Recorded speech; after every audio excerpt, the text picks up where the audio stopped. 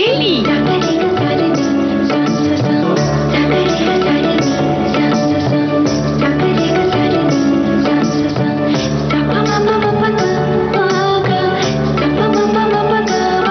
सखी सहेली।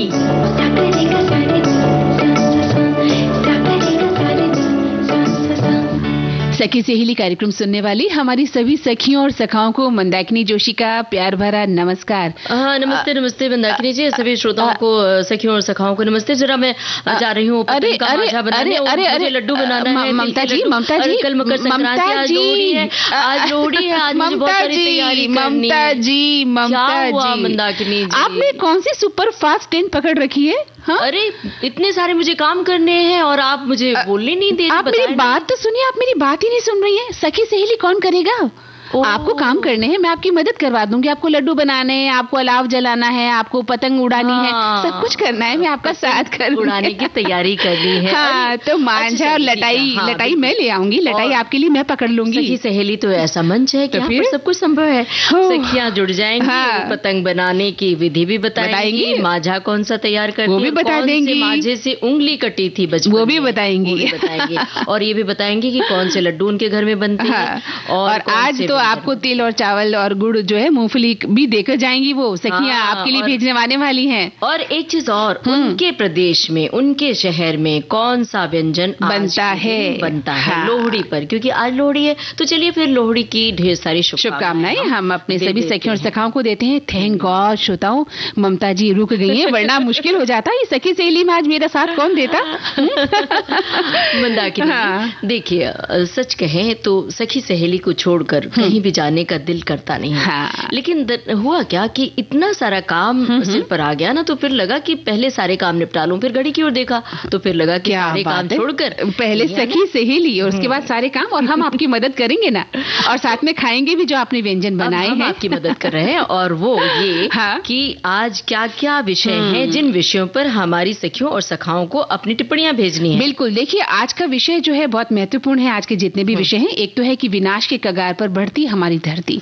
बताइए एक बात हमें बताइए कि हम समंदर के किनारे घूमने जाते हैं, नदियों के किनारे घूमने जाते हैं, कभी इस बात पर ख्याल आया कि कभी अचानक नदी में बाढ़ आ जाती है, कभी नदी में सूखा पड़ जाता है, यहाँ तक कि समंदर में भी पानी बढ़ रहा है। इस पर कभी गौर किया है? और लोग कहते हैं कि अब एक दिन ऐसा आएगा कि समंदर में इतना पानी बढ़ जाएगा कि तटीय इलाके पूरे डूब जाएंगे। तो ये जो जलवायु का जो परिवर्तन है, पर्यावरण का असंतुलन है, इसके जिम्मेदार कहीं हम ही तो नहीं? इस पर ही गौर करना है आज। ग्लोबल जो वार्मिंग है, बिल्कुल, तो इस पर भी, तो धरती कैसे बचाएं, ये इस पर बात करेंगे। बिल्कुल, और इसके अलावा क्या करेंगे, आज लोहड़ी पर तो बात करनी ही है कि लोहड़ी आप कैसे मनाएंगे। नई फसल जो हमारे किसान जो काटते हैं आज के दिन, उसके बारे में वो हमें बताएंगे। और आज सखी विशेष होगा मनु भाकर पर, और क्या होगा, और भोगी लोहड़ी के विशेष व्यंजन, मतलब भोगी लोहड़ी के जो खास व्यंजन होते हैं उसके बारे में हमारे श्रोताओं की क्या जानकारी है और कैसे बनता है। जैसे कि हम बताते हैं कि महाराष्ट्र में खास तौर से आज बाजरे की रोटी बनाई जाती है और मूंग की दाल की खिचड़ी बनती है। बहुत सारे प्रदेश में 14 तारीख मतलब कल मकर संक्रांति के दिन खिचड़ी बनती है और दही चूड़ा खाया जाता है। बिल्कुल, उसे हमारे यहाँ खिचड़ा कहा जाता है। और इसमें हम कभी तो चावल का खिचड़ा बनाते हैं या फिर बाजरे का खिचड़ा बनाया जाता है। अब हम आपको रोक रहे हैं। अब चलिए बचपन के संसार में चलते हैं, चलिए पतंग उड़ाते हैं, चुन्नू मुन्नू बनकर। बिल्कुल।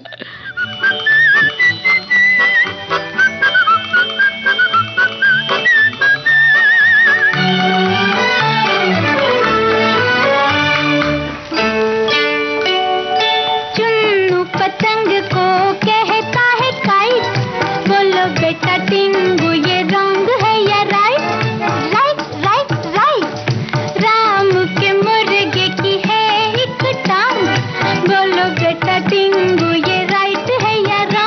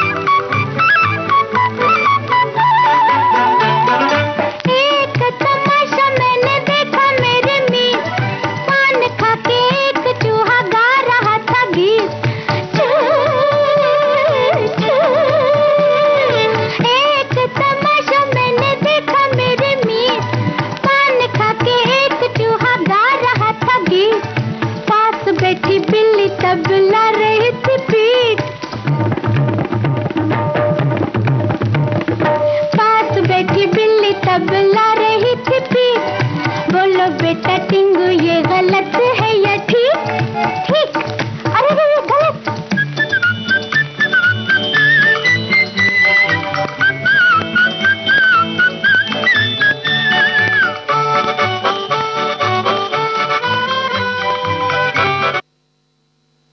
तो भाई पतंग उड़ाने की बात हमने सुनी और अपने श्रोताओं को भी सुनवाई। अब इसी बात पर हमारे श्रोताओं ने भी कुछ बातें लिखी कि आपकी छेड़छाड़ बड़ी अच्छी लगी हमें। अच्छा। और हाँ, तुरंत टिप्पणी भी आ गई और बहुत सारी टिप्पणियां हमारे श्रोताओं की आ रही। मैं अपनी सखियों और सखाओं को कहना चाहूंगी, छेड़छाड़ नहीं थी, हकीकत थी। ममता जी सच में लड्डू बनाने जा रही थी और पतंग उड़ाने जा रही थी, है ना? सचमुच। हाँ, तो मैंने इन्हें रोका श्रोताओं। दरअसल क्या होता था, बचपन में हमें पतंग उड़ाने का मौका कहाँ मिलता था। ये बात होता क्या था, लेकिन लटाई पकड़ने का मौका तो मिलता था। भाई बहन जो बड़े भाई होते थे वो पतंग उड़ाते थे आसमान में, ये काटा वो काटा करते थे और हमें वो लटारी पकड़ा देते थे कि हाँ इसको, या फिर माझा उलझे हुए माझा उसको सुलझाना है कि आप सुलझाते रहो। और कई बार उंगली कट जाती थी तो फिर वो अलग तकलीफ होती थी। बिल्कुल सही। लेकिन जो वो आसमान में पतंग देखने का आनंद था ना, वो अलौकिक था।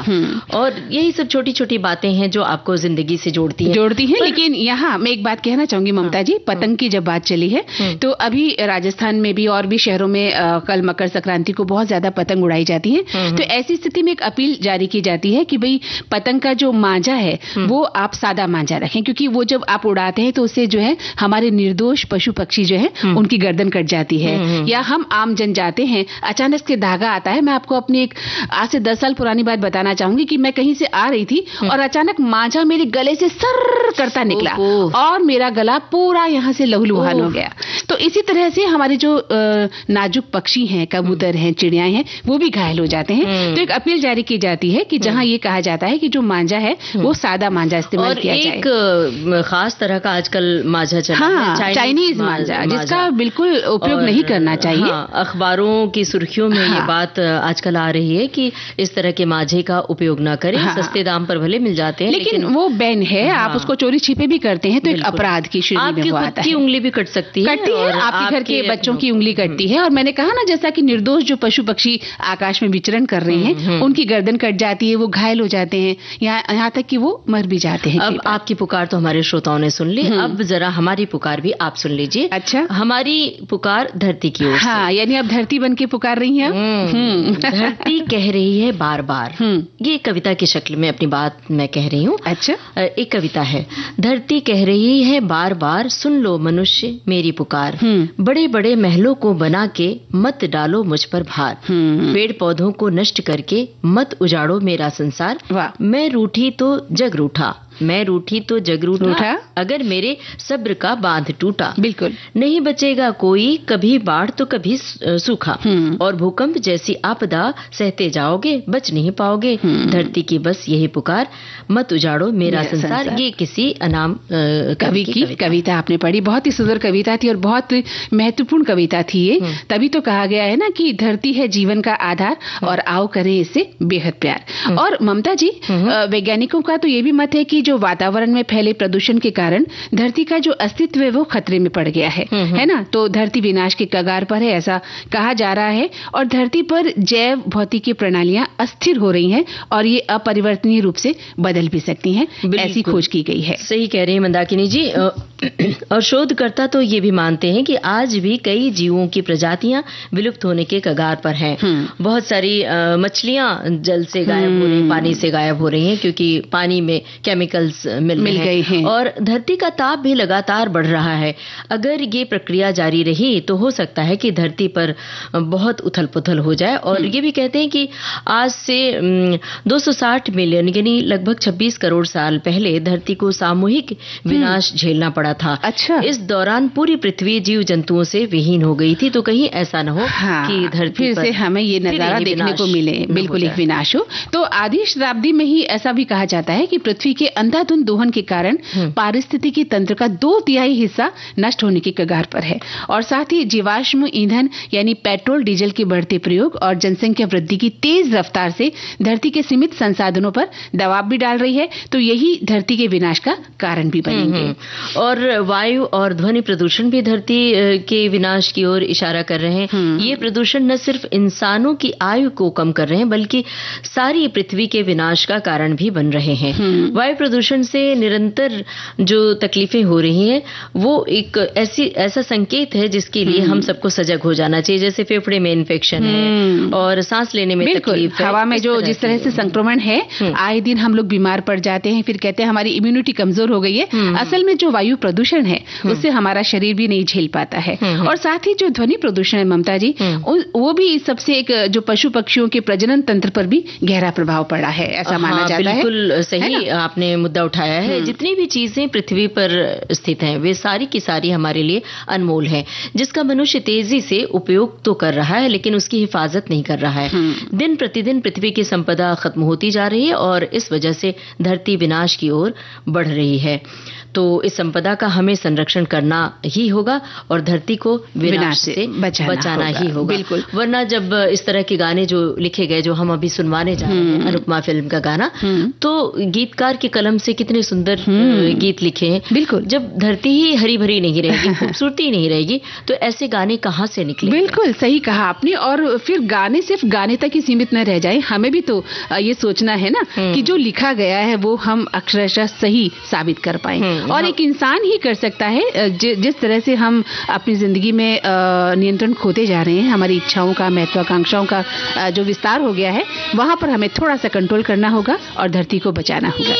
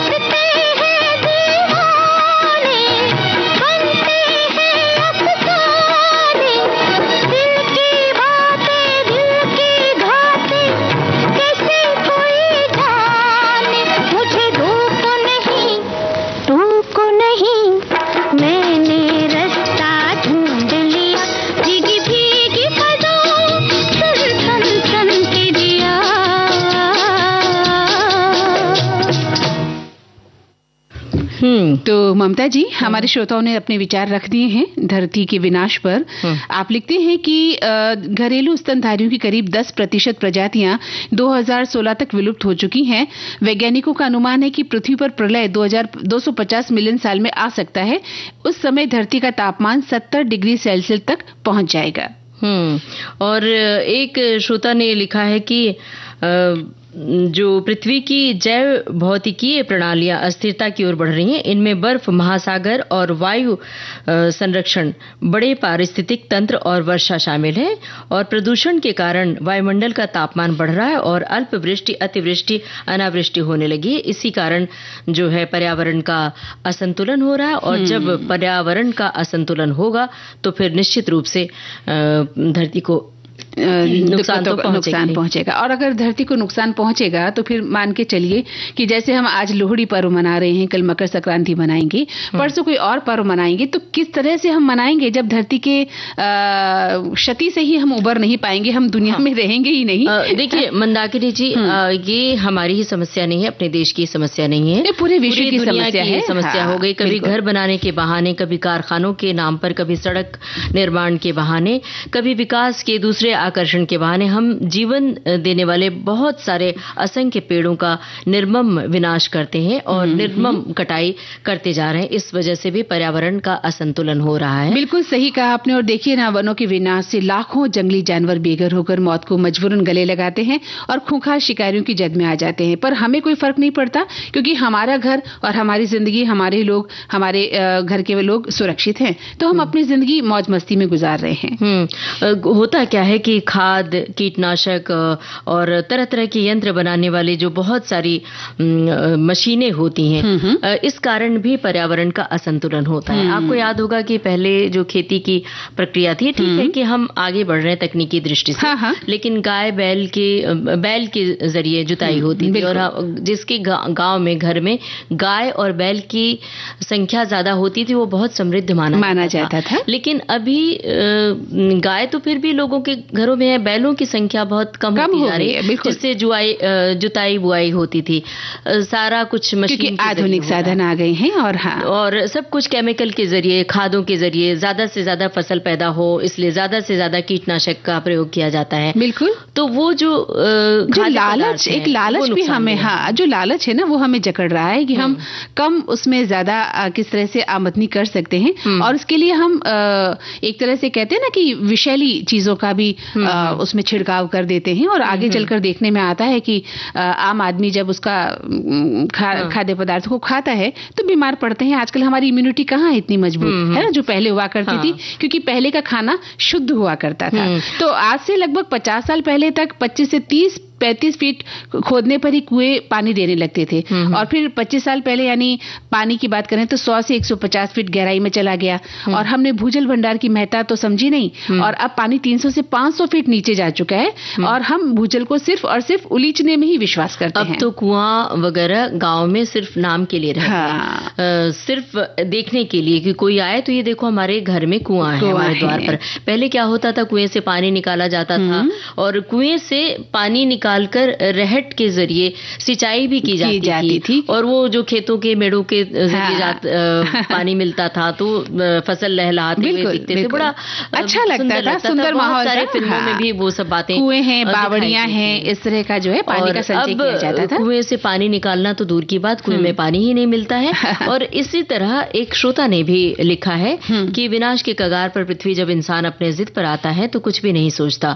दो देशों के बीच महायुद्ध काफी लंबे समय से चल रहा है, ये भी विनाश का कारण है। और धरती को बचाने के लिए सभी देशों को, खासकर हमारे देश को चिंतन की जरूरत है, क्योंकि धरती सीमित है, संसाधन की कमी है, कड़े कदम उठाने की जरूरत है। जनसंख्या नियंत्रण कानून पर भी ध्यान देना होगा। आपको पता होगा मंदाकिनी जी की, जैसे मौसम बदलता है, गर्मी के मौसम में जगह जगह आग लगने की खबरें आती है। हाँ, जंगलों में भी आग लग जाती है। अभी अपने देश से बाहर एक ऐसी जगह है जहां पर आग लगी और वो वो उसकी खबर बनी और पानी कम पड़ गया उसे बुझाने के लिए।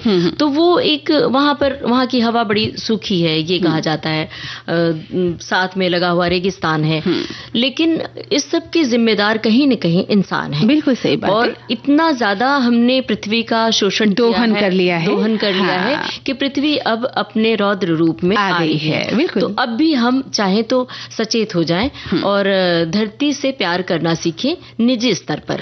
तभी धरती बच पाएगी, तभी धरती की हरियाली बच पाएगी। लेकिन कैसे होगा ममता जी, जब हम सिर्फ अपने से प्यार करने में लगे हुए हैं, हम अपने आत्ममुग्धता से दूरी नहीं निकल पाते, है ना? खुद को हम पसंद करते हैं, खुद के बारे में सोचते हैं।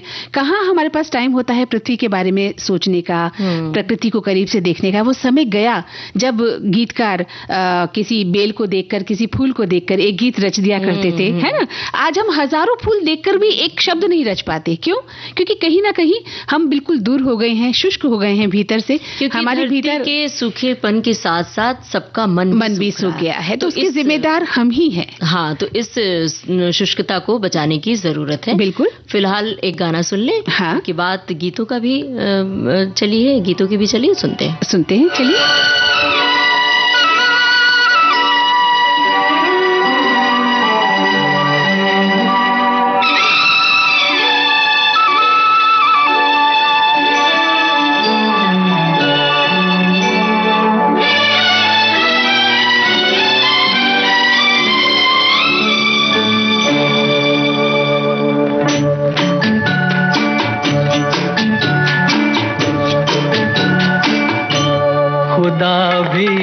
आसमां से जब ज़मीं पर देखता होगा, खुदा भी आसमां से जब ज़मीं पर देखता होगा, मेरे महबूब को किसने बनाया सोचता होगा, खुदा भी आसमां से जब ज़मीं पर देखता होगा, मेरे महबूब को किसने बनाया सोचता होगा, खुदा भी आसमां से।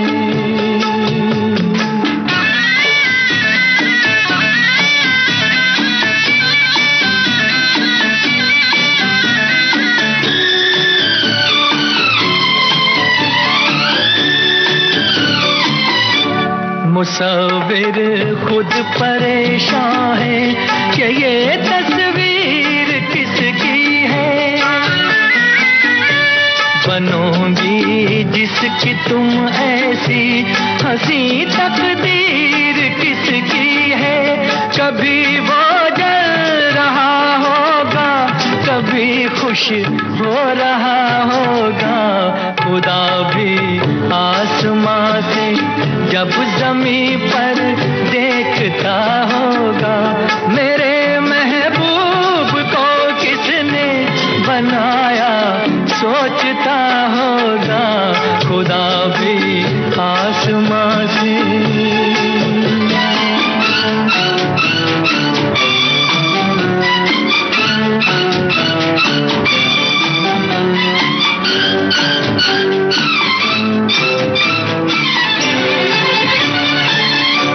ज़माने भर की मस्ती को निगाहों में समेटा है,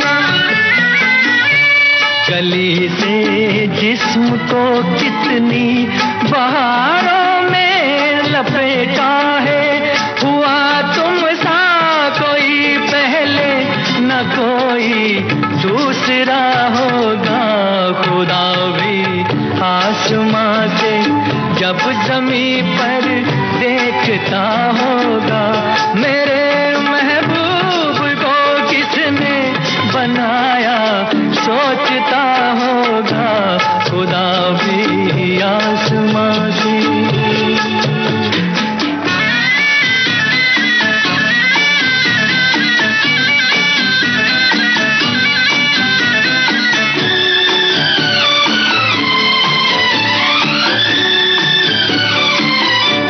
फरिश्ते भी यहाँ रातों को आकर घूमते होंगे, पकड़ती हो तुम पाँव, जगे वो चूमते होंगे, किसी के दिल पे क्या गुजरी ये वो ही जानता होगा। खुदा भी आसमां से जब ज़मीं पर देखता होगा, मेरे महबूब को किसने बनाया सोचता होगा। खुदा भी आसमां से। विविध भारती से यह है कार्यक्रम सखी सहेली और अब वक्त है अंतराल का। लेते हैं एक छोटा सा ब्रेक।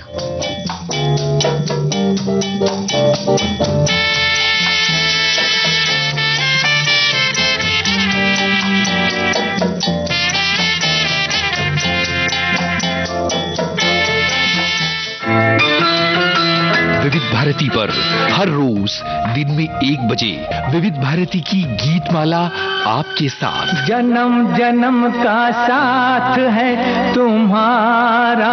इस कार्यक्रम में हर पायदान पर होगी आपकी भागीदारी। हम और तुम, तो हम और आप पिरोएंगे गीतों की इस माला के मोती साथ साथ। हम साथ साथ हैं। जुड़े रहिए हमारे साथ विविध भारती के फेसबुक पेज पर।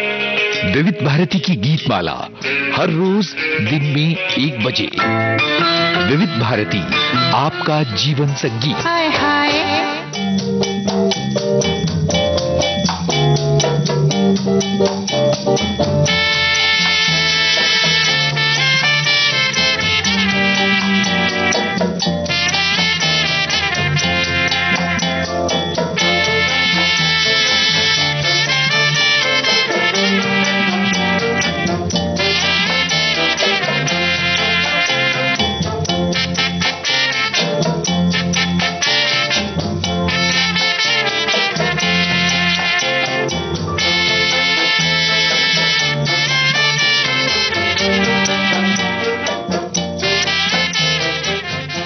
हाँ तो ममता जी, चलिए अब समय हो गया है आपकी वो जो पकवान बनाने का, आप जो लोहड़ी के दिन बनाने जा रही थी ना, नहीं अब बना लेते हैं। नहीं अभी देखिए आज बहुत महत्वपूर्ण दिन है। अभी पकवान नहीं बनाएंगे। अभी तो हमने श्रोताओं से कहा कि वो पकवान बना के बताएं और क्या क्या व्यंजन उनके यहाँ बनते हैं। लेकिन हाँ, थोड़ी सी लोहड़ी के बारे में जानकारी तो देंगे अपने सखियों और सखाओं को। वैसे आज फसल की कटाई और बुआई की खुशी में मनाया जाता है आज का त्योहार लोहड़ी।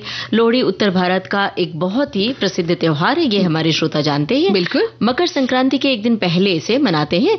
आज के दिन विशेष पकवान बनाते हैं। गजक, रेवड़ी, मूंगफली, तिल गुड़ के लड्डू, मक्के की रोटी, सरसों का साग वगैरह वगैरह। लेकिन क्या क्या बनाते हैं वो तो हमारे श्रोता बताएंगे। तभी श्रोता बताने वाले हैं, थोड़ी ही देर में आप पढ़ेंगी। और मुझे लगता है कि आज आप भी गजक, रेवड़ी, मूंगफली और तिल के लड्डू लेकर आई थी मेरे लिए। अरे हाँ, लेकर तो आई थी, लेकिन आपने तो हमें रोक दिया ना। क्यों? नहीं जाओ मत, सखी सहेली करना याद दिला दिया। सखी सहेली के बाद हम उसका सेवन कर पाएंगे ना। हम सखी सहेली थोड़ी ना हम छोड़ने वाले थे। ये बात सही है। हमें याद रहता है, सखी सहेली तो हमें हर वक्त हमारे याद रहता है जी। हम तो बस आपके लिए गजक, तिल के लड्डू वो लेने जा रही थी जी। लेकिन आपने हमें बोलने ही नहीं दिया। कोई बात नहीं, कोई बात नहीं। इस कार्यक्रम के बाद में हम वो तिल और लड्डू का सेवन कर लेंगे, है ना सखियों। और देखिए ममता जी, हम बात कर रहे हैं आज लोहड़ी की। तो उत्तर भारत का ये लोकप्रिय त्योहार है और सर्दियों के अंत और लंबे दिनों की शुरुआत का भी प्रतीक है आज का ये त्योहार। और आपने बताया भी था कि ये कृषि से ही संबंधित है और पंजाब में कटाई के मौसम का भी प्रतीक माना जाता है। तो हर साल पौष के महीने में आमतौर पर 13 जनवरी यानी आज के दिन विशेष रूप से पंजाब के लोगों द्वारा बहुत ही धूमधाम से इसे मनाया जाता है। और लोहड़ी या लाल लोई के नाम से भी इसे कहा जाता है। ये एक ऐसा त्योहार है जो पारंपरिक रूप से रबी की फसल की कटाई और गन्ने की फसल की कटाई से जुड़ा हुआ है। इसके विपरीत नववर्ष के रूप में भी इसे देखा जाता है। और ये तो हमने बता ही दिया कि मूंगफली, गजक, तिलकुट, मुरमुरे वगैरह, पॉपकॉर्न का भी आनंद लिया जाता है। और साथ में लोकगीत गाया जाता है। ढोलक की धुन पर लोग नाचते हैं, भांगड़ा करते हैं, गिद्धा और छज्जा किया जाता है। तो मतलब बिल्कुल नृत्य के जो कई प्रकार है पंजाब में बहुत ही धूमधाम से मनाया जाता है। लेकिन अन्य जगहों पर भी हम धूमधाम से मनाते हैं। और जैसे कि हम भी सखी सहेली में लोहड़ी मना ही रहे हैं। तो इस अवधि के दौरान क्या होता है कि पृथ्वी है जो सूर्य से सबसे दूर होती है, तो सूर्य की ओर अपनी यात्रा वो शुरू कर देती है और यही वर्ष का सबसे ठंडा महीना यानी पौष की समाप्ति का प्रतीक है और ये माघ और उत्तरायण की शुभ अवधि की शुरुआत भी करता है। बिल्कुल सही कह रही हैं आप। आज शाम के समय खेतों में कटाई के बाद और घरों के सामने के आंगन में अलाव भी जलाए जाते हैं और सब लोग इकट्ठे होकर गीत गाते हैं, चाहे लोकगीत हो या लोहड़ी जो खास गायन शैली के रूप में हम जानते हैं वो भी गाते हैं। अलाव के चारों ओर चक्कर लगाते हैं, अग्नि देवता से प्रार्थना करते हैं कि वे धरती को समृद्ध और प्रचुरता से भरे रहें। बिल्कुल। और फसलों की पूजा भी होती है। कई जगहों पर आज जौ और गेहूं की बालियों को तोड़कर उसकी भी पूजा की जाती है और गन्ने के खेत से गन्ना तोड़कर उसकी पूजा करके और गन्ना भी चूसा जाता है। तो अब आप गन्ना चूसने के लिए खेत में चली जाइएगा कि ममता ने कहा कि हम लड्डू बनाने जा रहे हैं तो हम चलो खेत में चले। पर मैंने देखा था आप साथ में गन्ना भी लेकर आ रही थी। बिल्कुल। अब वो दिन भी याद कर लीजिए कि गन्ने के खेत में जाते थे और खुद तो हाथ से टूटता नहीं था, तो किसी न किसी अंकल या भैया से तुड़वाए करते थे। और सबसे बड़ी बात मुझे तो याद है कि बचपन में जब भी हम अपने रिश्तेदारों के घर जाते थे तो गन्ने की खेतों के पीछे छुप जाया करते थे और आवाज लगाया करते थे, बताओ मैं कहाँ हूँ, है ना, जिसे हम बचपन में लुका छिपी का खेल कहते थे। और लोग तुरंत ढूंढ लेते थे। अच्छा एक बात बताइए आप कि गन्ने की बात तो की लुका छिपी की, लेकिन जो बड़ा सा गन्ना मोटा वाला होता था वो पूरी की पूरी उसे ईख भी कहते थे, जिसको हम कहते ई से ईख। तो वो ईख पूरा आपने कभी चूसा है? बिल्कुल, बचपन में चूसा। दांत इतने मजबूत होते थे ममता जी कि हम आराम से उसे चूसा करते थे और बड़ा मजा आता था। एक लंबी ईख लेकर बैठ जाते थे और उसे चूसते थे। एक बात और बताइए कि अभी जो अब की पीढ़ी है हमारे बाद जो छोटे बच्चे हैं उनको एक टुकड़ा गन्ने का देकर देखिए, छील के भी वो चूस पाएंगे? लेकिन वो तो ई से ईख भी नहीं जानते ना।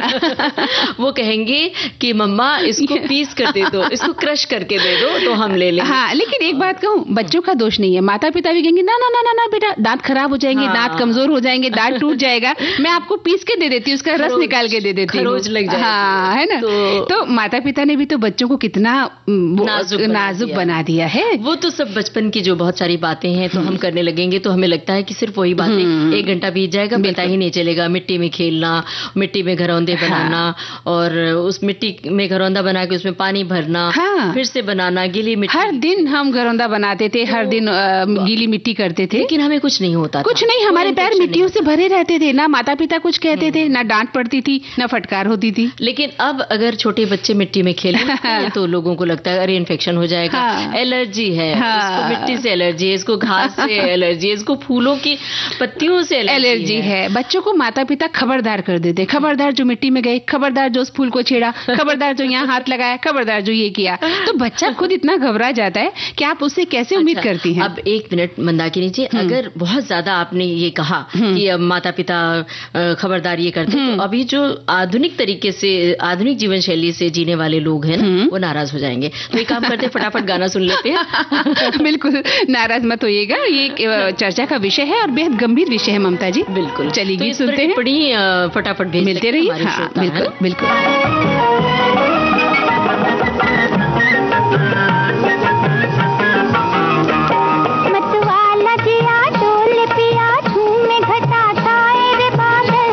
करना है तो कर प्यार, न डर बीती उम्र आएगी ना कल। अरे पागल, अरे पागल।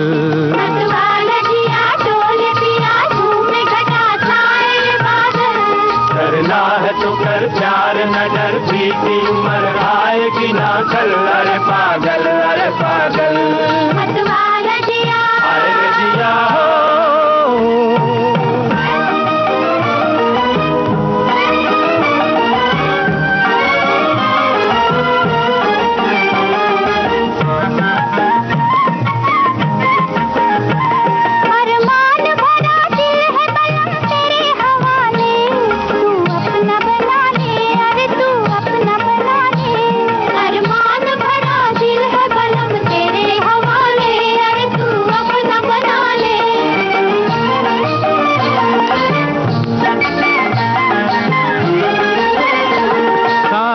जवानी पे लगी दिल की बुझा ले, हंस ले जरा गाले, अरे हंस ले जरा गाले।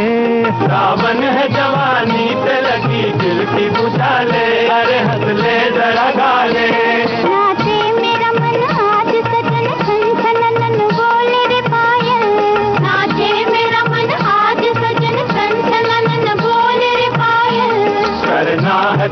प्यार न डर बीती उम्र आएगी ना कल। अरे पागल अरे पागल मतवाला जिया अरे जिया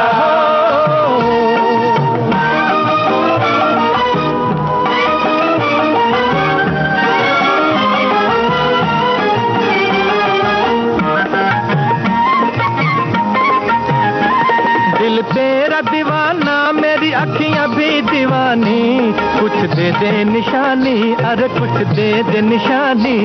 दिल तेरा दीवाना मेरी अखियां भी दीवानी अरे कुछ दे दे निशानी।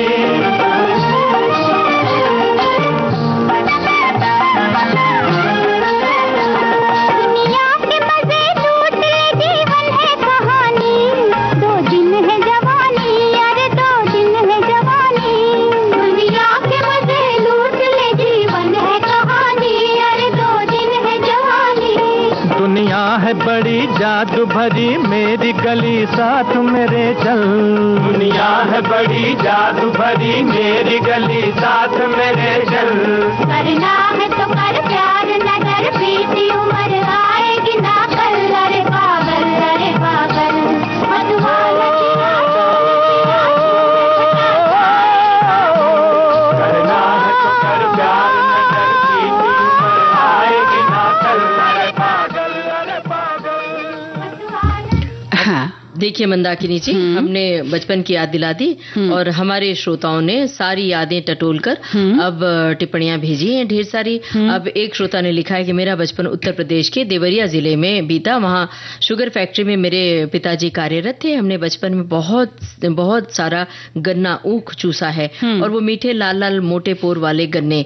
और आज इस गाना चूसने की बात पर सारा बचपन हमें याद आ गया। गन्ना चूसने की बात पर बिल्कुल बिल्कुल सही बात है। अगर जब हम बचपन को खंगालते हैं ना तो न जाने कितनी बातें जो है वो गर्भ में छुपी हुई बाहर आ जाती हैं और फिर लगता है कि अरे हमने बचपन जी लिया। जैसे आज हमने बचपन जी भी तो लिया ना ममता जी, है ना। तो आपने याद भी दिला दिया कि ई से ईख होता है, वो बचपन याद दिला दिया। अब बात लोहड़ी की चल रही थी ना, तो लोहड़ी को कितने तरीके से लोग मनाते हैं। दरअसल फसलों की कटाई और बुआई तो होती है।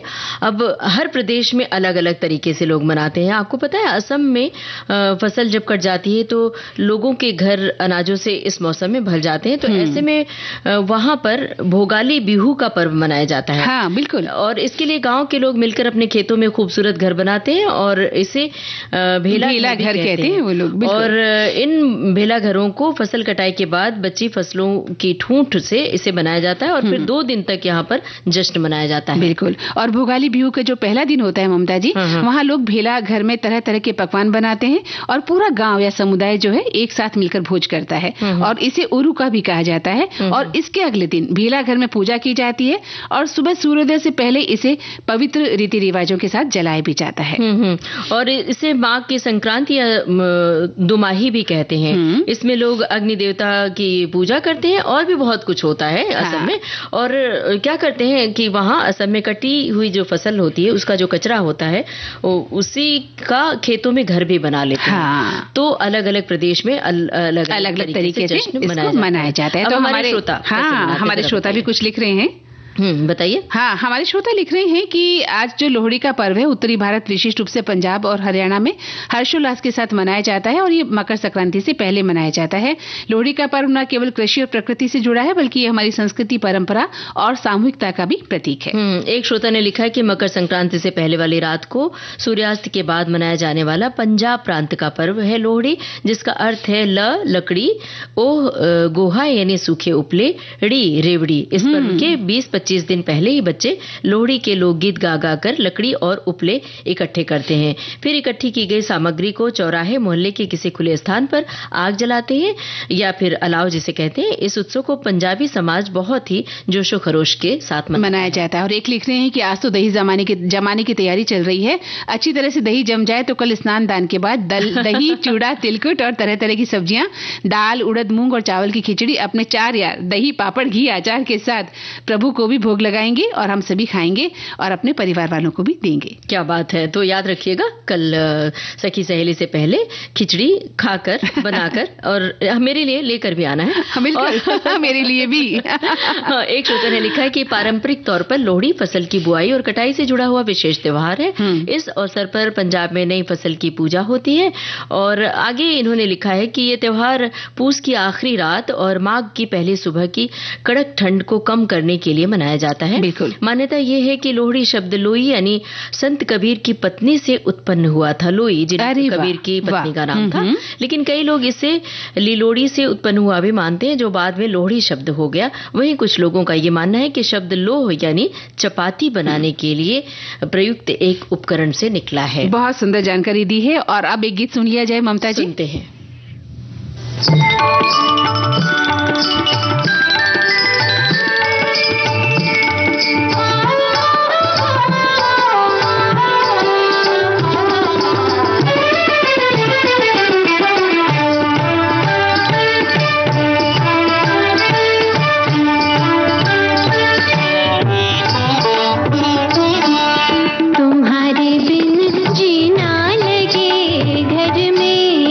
तुम्हारे बिन जीना लगे घर में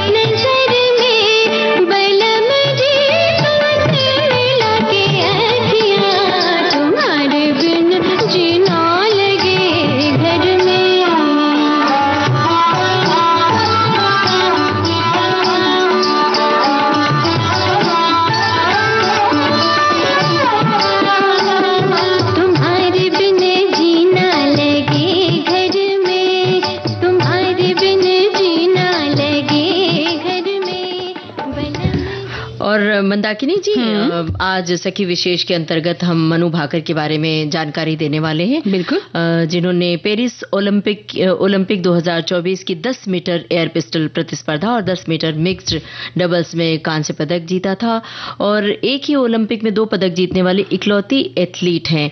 2018 के वर्ल्ड कप में उन्होंने भारत के लिए 2 स्वर्ण पदक जीते। इस प्रतिस्पर्धा में स्वर्ण पदक जीतने वाली वे भारत की सबसे कम उम्र की महिला बन गई और उन्होंने 16 साल की उम्र में ही बहुत सारे खेलों में हिस्सा लिया और एयर पिस्टल स्पर्धा में 2 स्वर्ण पदक भी जीते थे। हाँ, बिल्कुल सही कहा आपने। जो हमारी शूटिंग गर्ल है मनु भाकर, उन्होंने स्कूल के दिनों में टेनिस, स्केटिंग और मुक्केबाजी में हिस्सा लेना शुरू कर दिया था ममता जी। और इसके अलावा उन्होंने राष्ट्रीय स्तर पर पदक जीते और कहते हैं कि थान टा नामक एक मार्शल आर्ट थी राष्ट्रीय स्तर की, उसमें भी उन्होंने हिस्सा लिया था।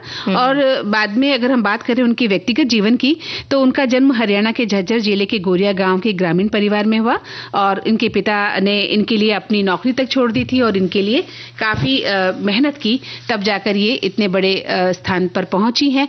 और साल 2017 में मनु ने केरल में नेशनल चैंपियनशिप में 9 स्वर्ण पदक जीतकर नया राष्ट्रीय रिकॉर्ड बनाया था और इसी वर्ष एशियाई जूनियर चैंपियनशिप में भाकर ने रजत पदक अपने नाम कर लिया था।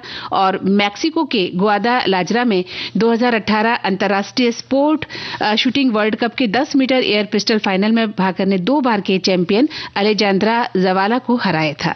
तो इस प्रकार से वो इस जीत से जो है वर्ल्ड कप में स्वर्ण पदक जीतने वाली सबसे कम उम्र की वो भारतीय भी बन गई। और उन्होंने टोक्यो 2020 में ओलंपिक में डेब्यू किया था, लेकिन 10 मीटर एयर पिस्टल के क्वालिफिकेशन के दौरान उनकी पिस्टल खराब हो गई थी, तो इस वजह से उन्हें पदक नहीं मिला था। लेकिन वे हारी नहीं, आगे बढ़ती रही और 10 मीटर पिस्टल और 25 मीटर पिस्टल स्पर्धा में भी वो पदक हासिल करने से उस समय चूक गई थी, लेकिन उन्होंने अपना हौसला बढ़ाए रखा और आगे वे बढ़ती गई। और देखिए, पेरिस 2024 ओलंपिक में कांस्य पदक, विश्व चैंपियनशिप, एशियाई खेलों, राष्ट्रमंडल खेलों और युवा ओलंपिक खेलों में स्वर्ण पदक के साथ मनु भाकर बहुत कम उम्र में इतिहास की सबसे सफल भारतीय महिला निशानेबाज बन गई।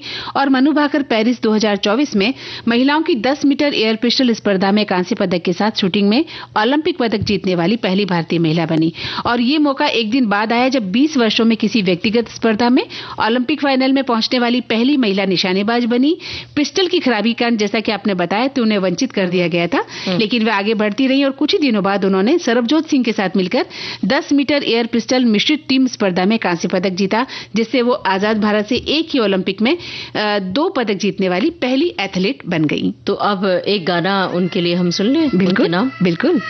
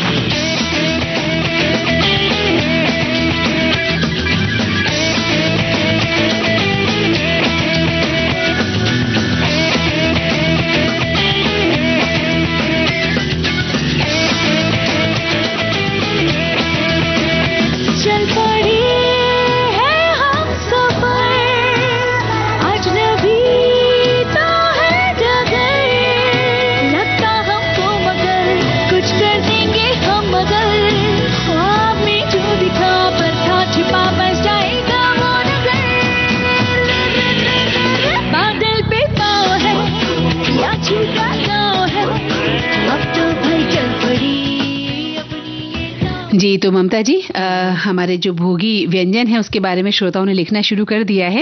आप लिख रही हैं कि भाई स्नान ध्यान के पश्चात विभिन्न त्योहारों पर विशेष व्यंजन को ग्रहण करने का प्रचलन उदरपूर्ति हेतु नहीं बल्कि स्वास्थ्य के लिए भी प्रचलन में है। और इस दृष्टिकोण से स्नान ध्यान से उत्तर भारत में ऐसे अवसरों पर नदी तटों पर प्रतिवर्ष उचित प्रबंध किया जाता है। फिर इस वर्ष तो महाकुंभ का भी आयोजन किया जा रहा है और भोजन हेतु यहाँ समसामयिक व्यंजन मिलते हैं। वैसे यहाँ पर मकर संक्रांति के रूप में ये पर्व मनाया जाता है और व्यंजनों में स्वादिष्ट खिचड़ी, जिसे हम खिचड़ा कहते हैं, पकाया जाता है, जिसमें उड़द दाल का प्रयोग होता है। तिलवा पट्टी के रूप में गुड़, तिल, मूंगफली के व्यंजन भी उसमें शामिल होते हैं। एक श्रोता ने इसी तरह लिखा है कि महाराष्ट्र में भोगी के दिन असली घी डालकर बनी मूंग की दाल की खिचड़ी बनाई जाती है और मक्खन से सजी बाजरे की भाकरी बनती है, बैगन का भरता और लेकुर वाली भाजी बनाई जाती है, यानी वाल पापड़ी और मटर, तुअर के हरे दाने, तुअर यानी जो अरहर की दाल, बैगन और चंदन बटवा, गाजर वगैरह वगैरह अनेक सब्जियां डालकर बनाई सब्जी, तिल की चटनी और दही, ऐसा भोजन बनाते हैं जो जाड़ों के मौसम में सेहत के लिए बहुत ही अच्छा होता है।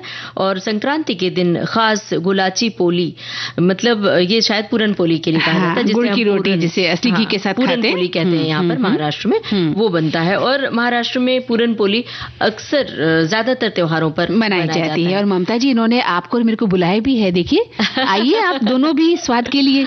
तो इस समय क्या करें, इस समय गाने के साथ चले? बिल्कुल चलते हैं उनके रेडियो सेट तक।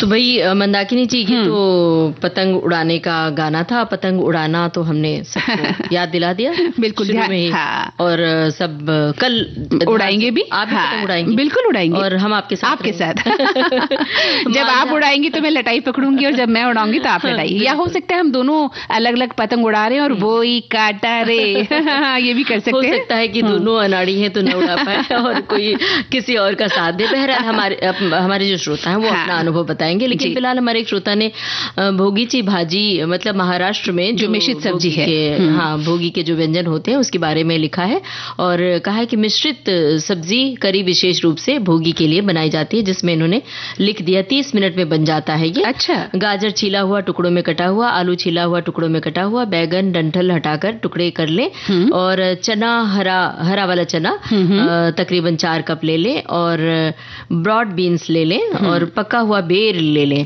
अच्छा। हरी मिर्च बड़ा चम्मच भुनी हुई मूंगफली पाउडर, बड़ा चम्मच भुना हुआ तिल पाउडर, छोटा चम्मच तेल, छोटी चम्मच महाराष्ट्रियन गोड़ा मसाला, छोटी चम्मच जीरा, छोटा चम्मच हींग, छोटे चम्मच से हल्दी पाउडर, नमक स्वाद के लिए, और धनिया पत्ती कटा हुआ, छोटे चम्मच नींबू का रस। इन सबको मिलाकर इसे बनाते हैं। मूंगफली और तिल के साथ सर्दियों की मौसमी सब्जियों की भरमार का जश्न मनाया जाता है। मतलब सबको मिलाकर एक तरह से भोजन तैयार होता है, खिचड़ा बनता है। और मुंह में पानी भी आ गया है ना ममता जी। लेकिन घड़ी की ओर देखिए, अब बिल्कुल वक्त नहीं है कि आप जो स्वाद, चटपटा स्वाद है उसका आप इजहार करें। नहीं, अब नहीं कर पाऊंगी क्योंकि समय अब इजाजत बिल्कुल नहीं दे रहा है।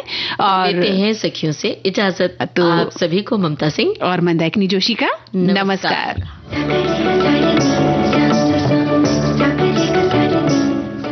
सखी सहेली कार्यक्रम के प्रोड्यूसर अनुश्री पाठक। सखी सहेली।